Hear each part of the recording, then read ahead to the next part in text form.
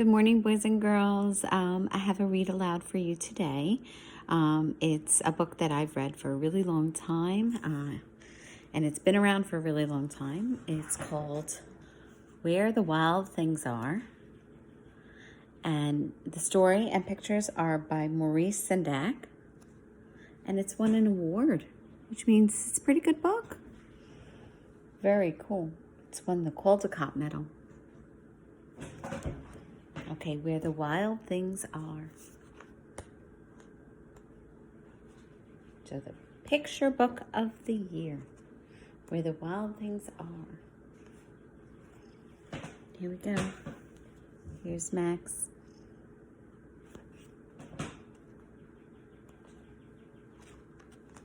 The night Max wore his wolf suit and made mischief of one kind. Here's Max making mischief. That means trouble. And another. And here he is chasing the dog.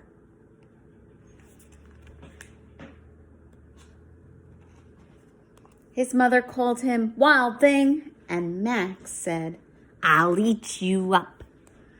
And he went to bed. He was sent to bed without eating anything. He was punished because he was being rude. That very night, in Max's room, a forest grew. Here's his forest.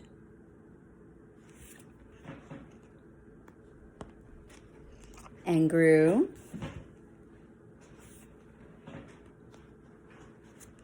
And grew until the ceiling hung with vines and the walls became the world all around.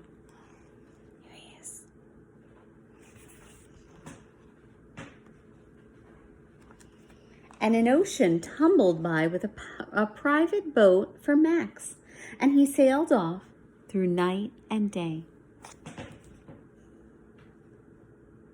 There he is. And in and out of weeks, and almost over a year, to where the wild things are. Oh, look. There he is with the wild thing. You see it? And when he came to the place where the wild things are, they roared their terrible roars, and they gnashed their terrible teeth, and they rolled their terrible eyes and showed their terrible claws.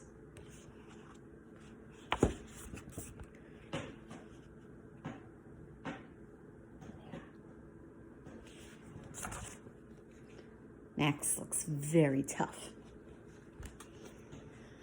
Till Max said, "Be still," and tamed them with this magic trick of staring into their yellow eyes without blinking once, and they were frightened and called him the most wild thing of all.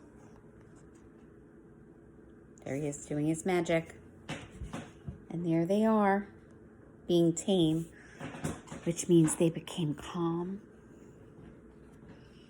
And they made him the king of all wild things. "And now," cried Max, "let the wild rumpus start."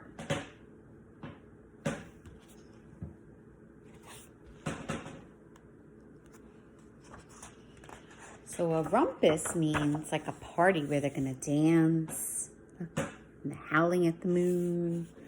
Here's Max partying and creating a ruckus like he was doing at home. And they're climbing trees and having fun. Look how fun Max is having.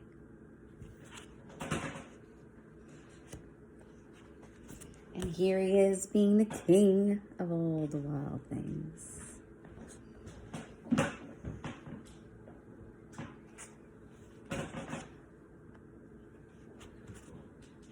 "Now stop," Max said, and sent the wild things off to bed without their supper. And Max and the king and all the wild things were lonely and wanted to be where someone loved him best of all. And look, if you see this page, Max is very lonely. He wants to be where people love him.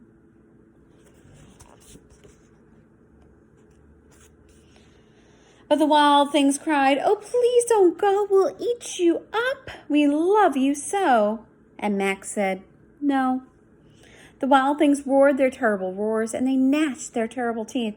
They rolled their terrible eyes and showed their terrible claws. But Max stepped into his private boat, and he waved goodbye. Look, they don't want him to leave.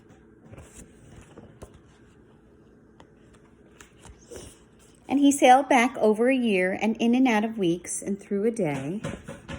There he is.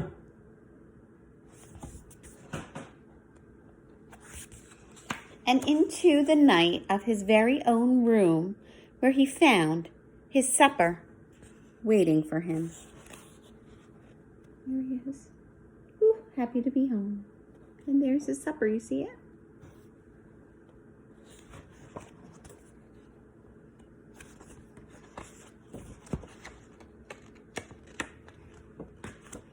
And guess what?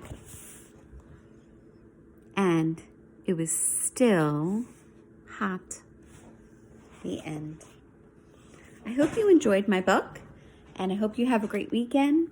Get out if it's nice and take a nice walk, and I'll see you next week. Bye-bye, girls and boys. Miss you much. Mrs. Salty.